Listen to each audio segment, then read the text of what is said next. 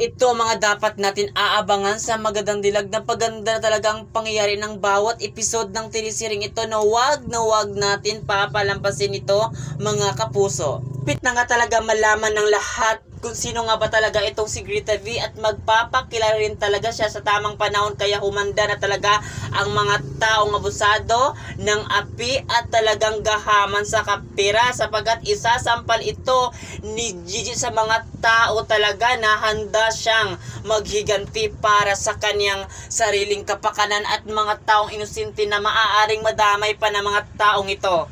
Sinong laban kaya magwawagi sa ating bida na gagawin niya lahat para makapaghiganti at kukunin niya ang lahat kung ano ang dapat sa kanya na ninakaw ng mga taong abusado na ito, o talagang itong mga kaaway ni Gigi na handang pumatay makuha lang talagang kailang gusto at maangkin ang lahat ng yaman ni Gigi. Kaya naman mga kapuso, abangan natin ito sa pagkakataong ito.